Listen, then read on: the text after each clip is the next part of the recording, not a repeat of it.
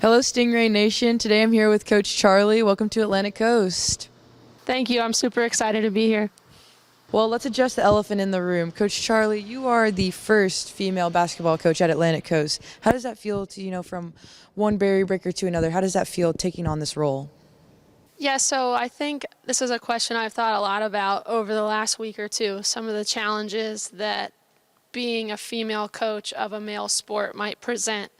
And it's something that I think that we can make bigger than it really is. For me, it's an opportunity to coach basketball, which is something I've loved my whole life. And I reflected on this today, and I just thought about how many women in positions across all industries, CEOs of companies, teachers, principals. Our AD of Duval County, Tammy Talley, she's a female leading men. So there's so many areas across businesses, and there's surgeons, there's women leading men all across all different types of landscapes. And I just think in the world of sport, we're a little behind in that regard. And so I think if you think about the young men that I'm going to be lucky enough to coach, those kids eventually could work for a female. They could have a female boss and I think so. For me, I'm not really going to make this bigger than what it really is. It's just an opportunity to coach a game that I love. There's a handful of coaches in the NFL, the MLB, NBA, but you were one of the few in the high school area. So what does this mean to you to take on this challenge to be the first in this area?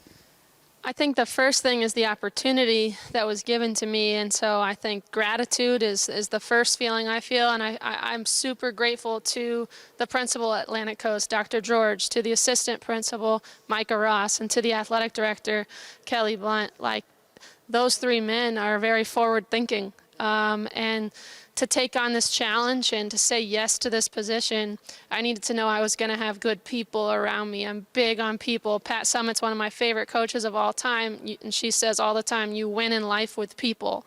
And so for me, to have those three guys supporting me, that was crucial. And so I think to become a trailblazer, so to speak, which is funny to say that about myself, you have to first be given the opportunity.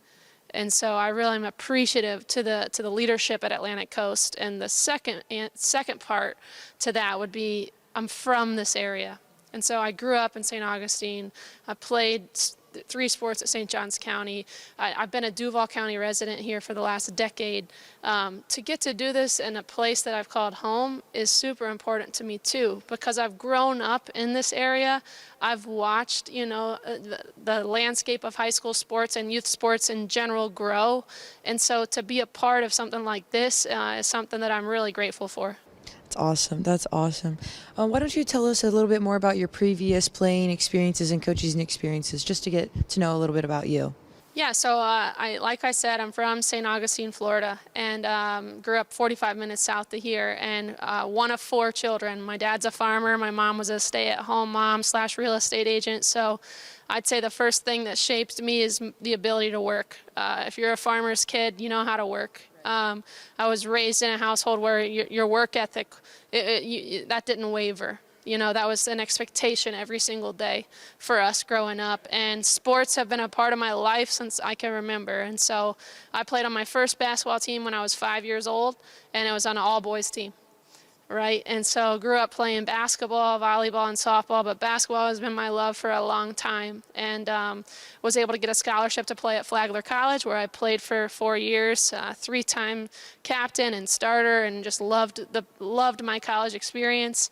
And from there, I got into coaching. I started when I was 22, 10 years ago. I'm 32 today, and I started at University of North Florida as almost like a grad assistant / director of operations on their staff. And from there, I met Jim Martin. He's the head coach at Providence High School, a legend in this area for boys basketball and basketball in general. And he and Jerry Buckley, who's the head coach at Bishop Kenny, I started working nights to supplement my income at Jim Martin's basketball academy. And so at 22, he had me. I'd be the only female in the gym leading drills with young boys, high school boys. And Coach Martin really gave me a lot of confidence in my on-court ability to coach. And so from there, my connection with them gave me the opportunity to take over Bishop Kenny's girls program.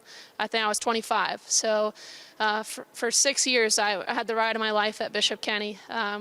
3 Final Fours, 4 district championships, regional championships, college players. Just kind of like a hallmark story when you think about an experience. And that kind of catapulted me to the college side, where I spent the last year at UNF as a women's assistant. And so I think that I've kind of segued into an administrative role at UNF, which has allowed me now to take on this opportunity. And so it's just kind of crazy how your prior experiences prepare you for the next one. And so everything that I've kind of done has led me to this opportunity. What message would you like to share to the players that want to try out for this team next year? Yeah, well, I hope we get to start soon. My plan is to have a full-on summer with these guys, like from getting in the weight room to getting into summer leagues to getting in here and practicing. So I hope it starts sooner than next year.